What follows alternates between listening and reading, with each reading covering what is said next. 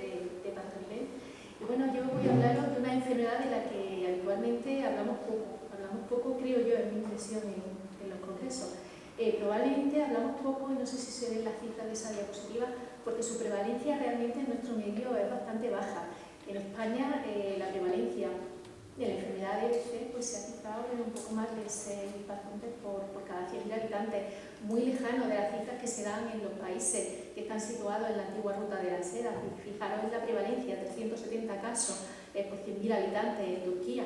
De hecho, casi todo lo que sabemos de la enfermedad de EBC en general y de las manifestaciones vasculares en particular se lo debemos a estudios que se han realizado en todos estos países, y gracias a esos estudios sabemos a día de hoy que las manifestaciones vasculares, aunque no sean las más prevalentes, como todos sabemos en la enfermedad de EBC, que son las orales y las úlceras genitales, las manifestaciones mucocutáneas, fijaros la prevalencia que dan en algunas series. Algunas hablan de 15% de prevalencia de manifestaciones vasculares, pero otras nos dan una prevalencia del 40 hasta el 40%, algo que pues la verdad es que genera como poco preocupación sobre todo porque estos estudios también nos dicen el perfil de pacientes al que afecta la enfermedad de EBC vascular.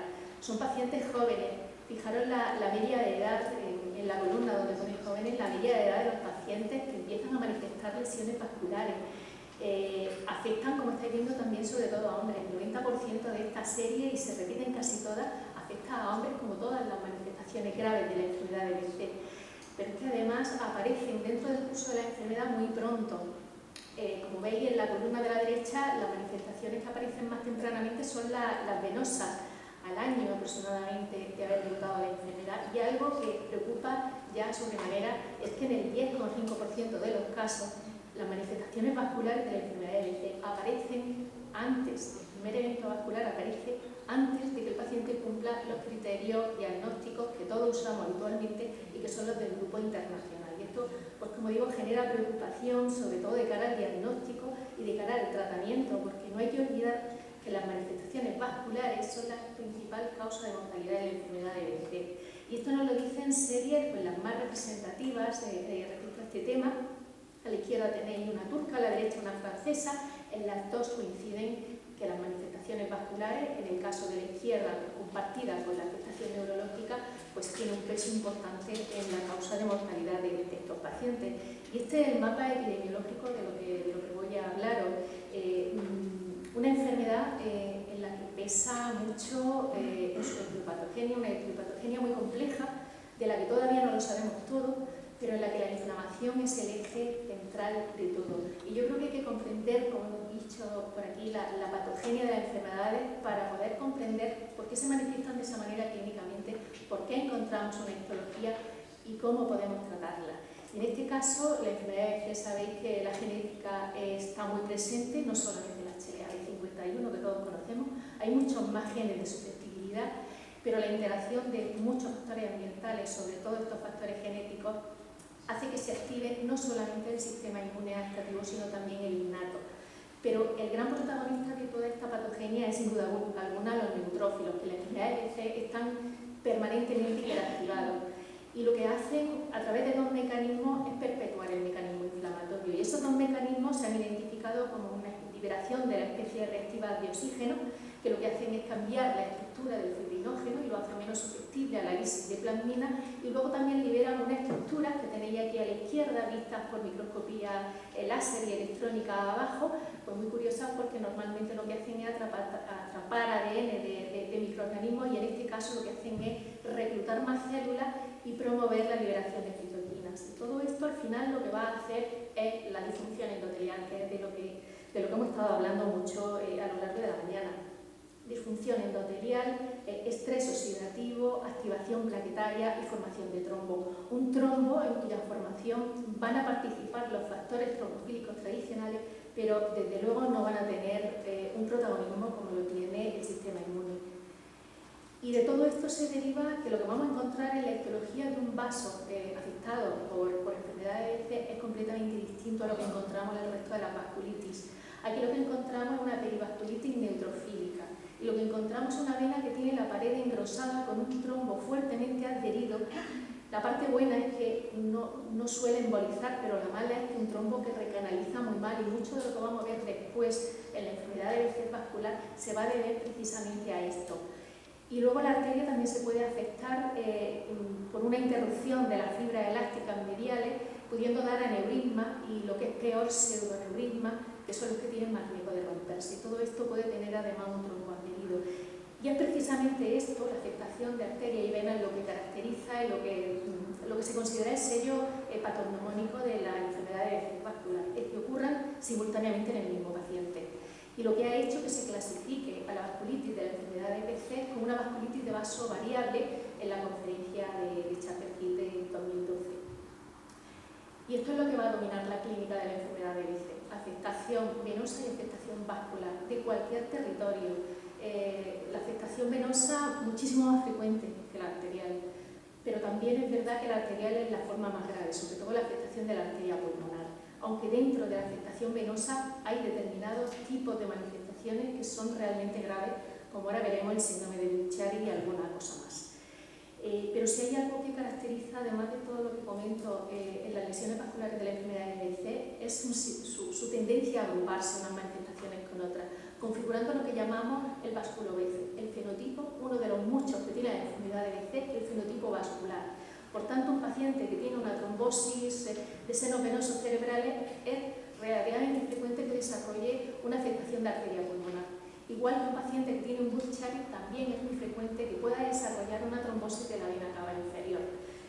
Y esto, que es una característica, se asocia a otra que también está muy presente en la enfermedad de BC, y es su tendencia a recurrir. Su tendencia a recurrir, como demuestran algunos estudios, y este es un prospectivo, recurre tanto en venas como arterias, pero principalmente en venas. Y este estudio está centrado en recurrencia de trombosis venosa profunda y nos calcula unas tasas de recidiva hasta del 45% a los 2 años. Y esto es algo que hay que tener muy presente a la hora de tratar la enfermedad, porque fijaros, si están recidivando a los 2 años, ¿cuánto tiempo tenemos que mantener la inmunosupresión después de un evento vascular? Y lo que se ha identificado como la principal causa de que esto ocurra, de la recidiva, es la recanalización deficiente que tiene ese tronco que está pegado a la pared vascular. Precisamente la recanalización deficiente es el principal factor predictor de recidiva de la enfermedad vascular, venosa en este caso. Y bueno, la mala recanalización, la recurrencia, la formación de colaterales, que también es muy frecuente, lo que nos lleva a un síndrome postrombótico. Y en la enfermedad de BC, precisamente, y seguimos con el mismo estudio prospectivo, pues es muy frecuente en esta serie. Un 21% de pacientes llegan a alcanzar un síndrome postrombótico moderado severo en un seguimiento de 3 años y medio. Y esto es otra de las manifestaciones con las que hay que lidiar en el tratamiento. Y pasando ya a las manifestaciones más graves, pues hay que empezar nombrando el síndrome de Buchiari, que, como sabéis, es un trastorno que ocurre por una afectación, una obstrucción al tracto de salida venoso del hígado hacia el corazón. Y en este caso, en la enfermedad de BC, hay pocas series, porque si la enfermedad vascular del BC no es frecuente, el Buchiari pues lo es menos, pero bueno, hay series. Las dos que presento son turcas, 40 pacientes, 40 y tantos pacientes, 61. Lo que nos vienen a decir es que si cogemos el Buchiari en un estado asintomático, porque lo buscamos activamente, y lo buscamos activamente porque ya tenemos una afectación venosa en otros territorios, nos encontraremos con un mejor pronóstico, por supuesto, como es de esperar, que cuando nos lo encontramos en un estado sintomático. Las diferencias en supervivencia son notables, como estáis viendo. Y luego en el otro estudio, en el de la derecha, pues vemos que cuando además en el Buchiari se asocia una trombosis de vena cava, que también habría que buscarla, vena cava inferior, el pronóstico también varía y se ensombrece notablemente, y esto hay que tenerlo en cuenta a la hora de tratarlo. Otra manifestación grave es la cardíaca, sin duda alguna. Afortunadamente no es muy frecuente en las series de vasculo-BC, en esta serie en concreto un 6% nada más. Se puede afectar cualquier estructura del corazón, la más frecuente es el pericardio, pero la insuficiencia aórtica es un clásico. La afectación coronaria también, aunque no es muy frecuente, puede haber un aneurisma de la acción cardíaca. Se afecta notablemente también el pronóstico, y las tasas de supervivencia a 5 años son siempre menores, por supuesto, como cabe esperar cuando hay una afectación cardíaca que cuando no la hay. sin duda alguna, esto es quizá la complicación que todos más tememos en la enfermedad de BC y en concreto en la enfermedad de BC vascular. La afectación de arteria pulmonar, hay que saber que suele ser proximal y bilateral. Cuando lo dudemos por darnos visto, y además se puede afectar de dos maneras. En la foto de la derecha lo que veis es solo trombosis.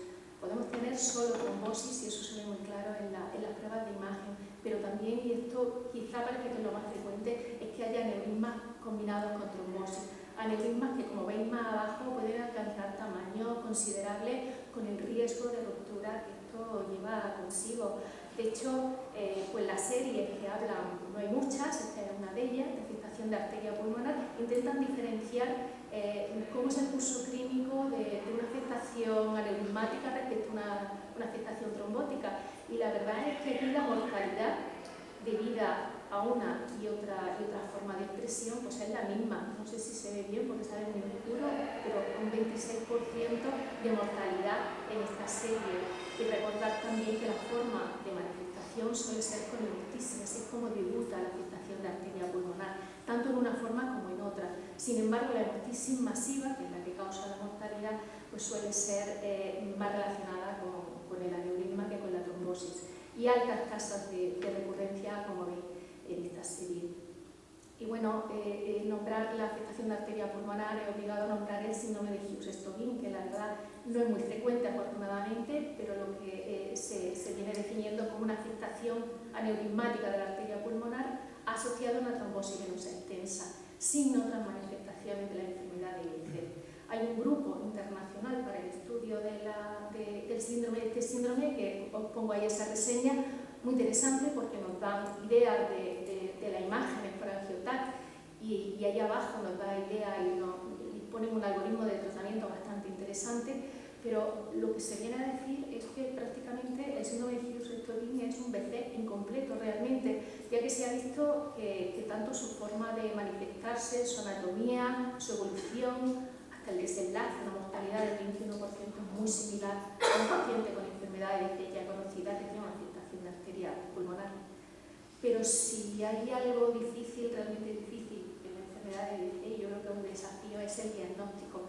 La enfermedad de BC se diagnostica por criterios clínicos y esto pues, siempre es un desafío, sobre todo en el caso de la afectación vascular. Nos encontramos a veces un paciente que debuta con unas manifestaciones vasculares y sin embargo no tienen hasta ahora leyes genitales. ¿Qué hacemos con esto? Lo primero de todo, saber que al menos los criterios internacionales incluyen la afectación vascular, pero es que le dan un punto a la afectación vascular. Ni siquiera haciendo un test de Pategia y saliendo positivo, tenemos la confirmación diagnóstica de la enfermedad de BC. ¿Qué podemos hacer? Aquí lo que se recomienda, lo que dicen los expertos, es que tengamos un índice de sospecha siempre.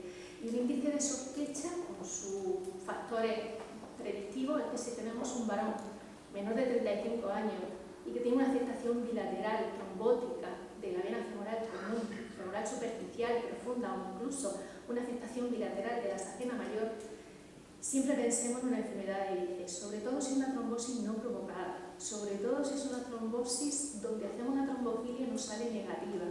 Si además hacemos los restantes de fase 1 y nos salen altos, que se me encienda también un poco la luz, porque suele ser el preludio, está muy relacionada con la afectación vascular en enfermedad de BC con el aumento de los restantes de fase aguda.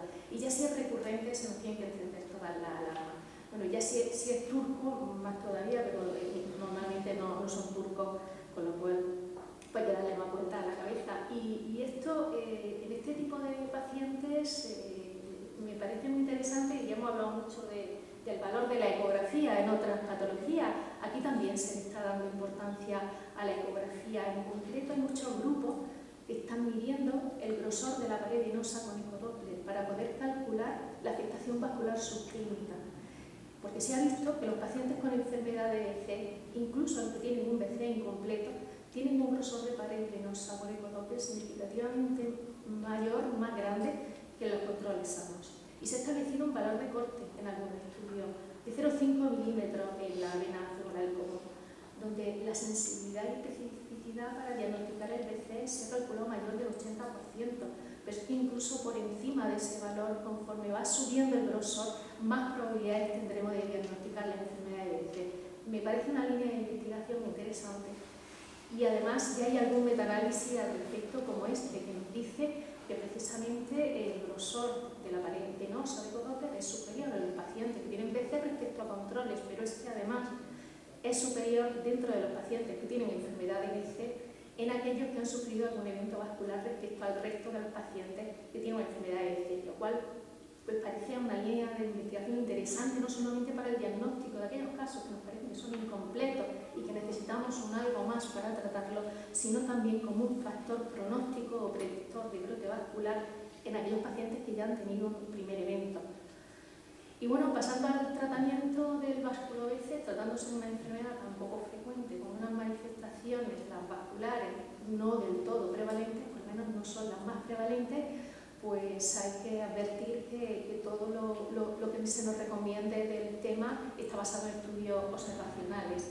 En otro tipo de manifestaciones, en la ocular y en la mucocutánea, sí que hay algún ensayo clínico, pero en lo vascular, hasta hace muy poco, pues apenas nada. Sin embargo, sabiendo de la patogenia que nos ha llevado a la afectación vascular y sabiendo también los resultados de estudios retrospectivos bastante buenos, pues se sabe que los corticoides y los inmunosupresores pues son la base, la piedra angular del tratamiento de la trombosis en la enfermedad de EBC. Y respecto a la anticoagulación, pues esto no se ha podido demostrar. Este es un metaanálisis que se hizo antes de la guía EULAR del 2018, intentaban ver de qué manera encajaba la anticoagulación en las recomendaciones y lo que viene a decir que si bien el añadir el inmunosupresor a la anticoagulación en la parte de abajo da beneficio en cuanto a prevención de recaídas, el caso contrario o inverso, que lo tenemos en la parte de arriba, añadir anticoagulación a la inmunosupresión no aporta ningún beneficio en cuanto a prevención de recaídas. Sin embargo, sí se ha visto algún efecto beneficioso modesto respecto al síndrome postrombótico, que es añadiéndolo a la inmunosupresión parece que disminuye la probabilidad de desarrollar un síndrome postrombótico severo, y esto pues es un dato a tener en cuenta dentro de todo lo que he comentado. Pero bueno, las recomendaciones EULAR del 2018 finalmente salieron diciendo que anticoagulación solo en caso de recidiva, y esto pues la verdad es en los países que no están en zona endémica, pues con una visión un poquillo más realista, de hecho se está usando anticoagulación porque realmente se trata de una trombosis. Y las guías nuevas, que ahora comentaré algo respecto a la inmunosupresión, con alguna de ellas, una guía francesa reciente, una guía japonesa de vasculo-BC muy reciente, y la de la SER, que ha salido hace muy poco, sobre BC refractario, nos advierten, pues bueno, considerar anticoagulación durante la fase aguda, descartando siempre la presencia de aneurismas pulmonares, que son los que nos dan el riesgo de sangrado, durante no mucho tiempo, pero por lo menos durante el tiempo que la enfermedad se mantenga activa, y teniendo en cuenta el riesgo de trombosis y hemorragia y siempre balanceándolo, es decir, pues tratarlo como una trombosis, realmente una trombosis como cualquier otra. Y respecto a la inmunosupresión, ¿qué tipo de inmunosupresión se aconseja usar? Pues lo que se dice es que no es lo mismo tratar una trombosis venosa profunda que tratar un Budd-Chiari o tratar una afectación de arteria pulmonar. En general se recomienda más ir hacia la ciclofosfamida y, como pone ahí en la derecha, anti-TNF en casos refractarios cuando tengamos un BC vascular grave, que son más o menos estos tipos, aislando a la trombosis venosa profunda. Y el anti-TNF en casos refractarios pues está basado en estudios retrospectivos pues muy potentes y muchos, ¿no? Este es uno de ellos, quizás es uno de los más frecuentes. 127 pacientes con BC refractario, vasculo-BC refractario a corticoides e inmunosupresores. Como veis, las columnas de la derecha consiguen rescatar a muchos pacientes. El 73% de los pacientes a los 6 meses están en remisión, el 63% siguen estando en revisión al año. Y esto se cumple para todos los tipos de afectación vascular: arteria pulmonar, arteria sistémica y trombosis venosa. No así en la úlcera venosa. Tanto es así, los resultados son tan buenos que ha hecho plantear la posibilidad o la cuestión de que quizá deberíamos de emplear los anti-TNF un poco antes. O, ¿por qué no?, pues, sustituir la ciclofosfamida por la anti-TNF. Y estas son dos guías que la he nombrado antes y son nuevas. Bueno, la primera es una guía japonesa solo de vasculoveces, muy interesante, da muchos detalles sobre procedimientos, no me da tiempo a hablar de ellos, pero muy completo porque habla de los procedimientos endovasculares, de las manifestaciones arteriales periféricas y la guía del láser sobre el BC refractario. Y ambas coinciden, aunque no se vea ahí muy bien, os lo digo, lo que comentan es por qué no usar el anti-TNF de primera línea en lugar de ciclofosfamida cuando tengamos un caso grave, individualizando mucho el caso. Pero este ensayo clínico que me parece muy interesante y que ha salido publicado hace muy poco tiempo, hace 4 meses, que es lo único el ensayo clínico que tenemos sobre el BC vascular, ensayo clínico aleatorizado abierto que compara infliximab y ciclofosfamida para el BC grave, vascular y neurológico. Hay más casos de vascular que de neurológico.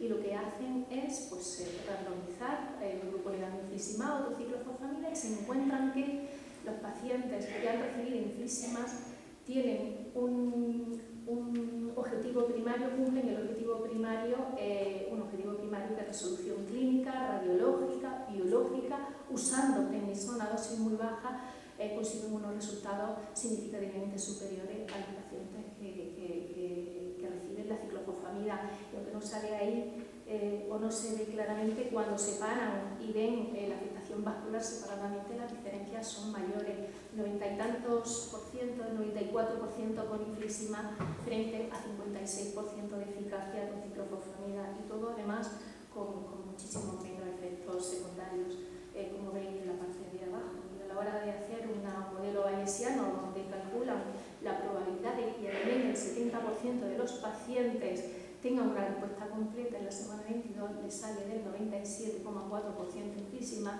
y del 6% a ciclofosfamida. Por tanto, superioridad de infliximab no solo en eficacia, sino también en seguridad. Lo que ha hecho, pues, quizá emplearlo antes en determinados casos. Y 2 palabras respecto al BC multirefractario, porque a veces nos encontramos que no hay respuesta ni siquiera al TNF. Hay algunas inclusiones, algunos estudios con muy pocos pacientes, como el lógico, este es uno de ellos, tocilizumab, quizá lo conocéis. Este trabajo es de hace ya unos 4 años, de 2020. Lo que hacen es ver cómo funciona el tocilizumab, una revisión de la literatura. Recogen a 20 artículos, 47 pacientes con BC refractario, inmunosupresores y anti-TNF. Solamente hay 7 enfermos con afectación vascular y lo que se encuentran es que el tocilizumab es efectivo para las manifestaciones oculares, eso había más evidencias con afectación ocular, pero también para la neurológica y la vascular, no tanto así para los pacientes con afectación mucocutánea y articular que salieron regular parados en esta revisión sistemática. Y luego algunos estudios están saliendo con inhibidores de la YAC. Este es un estudio chino en un solo centro, un retrospectivo, solo 17 pacientes, pero todos con vasculoveces refractario, y lo que hacen es darle la dosis de 2 miligramos al día de varicentinib. Y lo que se encuentra es que a los 3 meses todos los pacientes están mejor. En revisión clínica el 76,5%. Y esa proporción de revisión completa sube al final del seguimiento al 88,2%. Con mejoría, como veis en la gráfica de la derecha, en la evolución, en el descenso de los restantes de fase aguda. Y no solo eso, sino también la mejoría del índice de actividad y también en el descenso en la dosis eficaz de corticoides. De ahí que se plantee también una posibilidad, una alternativa más en casos que son refractarios a todo lo que acabo de comentar. Y bueno, con todo esto, esta es la propuesta, ya terminando, que a mí se me ocurre, porque honestamente dar para los casos de enfermedades vascular, tratar el Buschard y la afectación del cava inferior y superior y también la trombosis cardíaca, igual que la afectación de arteria pulmonar y de arteria sistémica, con altas dosis de corticoides y con ciclofosfamida, con azatioprina como mantenimiento, manteniéndola siempre por lo menos hasta 2 años. ¿Por qué? Porque los índices de recidiva, como he comentado antes, son del 45% a los 2 años y hay que mantener el tratamiento tiempo. Y luego los anti-TNF planteados no solo para casos refractarios recurrentes, sino, ¿por qué no?, como primera línea en determinados casos graves, cuando tengamos recelo o miedo del efecto secundario de la ciclofosfamida, y también, ¿por qué no?, cuando lo usamos en la inducción sustituir también en algunos casos el mantenimiento con la fenilprina y baricitinib y tocilizumab como alternativa de multirefractario. Y ahí a la derecha, pues importante, aunque no he entrado mucho en el tema, inmunosupresión siempre que hagamos algún procedimiento vascular, endovascular o quirúrgico en una afectación arterial, inmunosupresores antes y después del procedimiento. Y esta es la diapositiva para terminar. Creo que hay muchos desafíos en el futuro de la enfermedad de bici vascular. Es una enfermedad poco frecuente, son unas manifestaciones no demasiado frecuentes, pero una mortalidad muy alta. Y conocer la patogenia mejor nos va a abrir las puertas para conocer y aplicar el mejor tratamiento.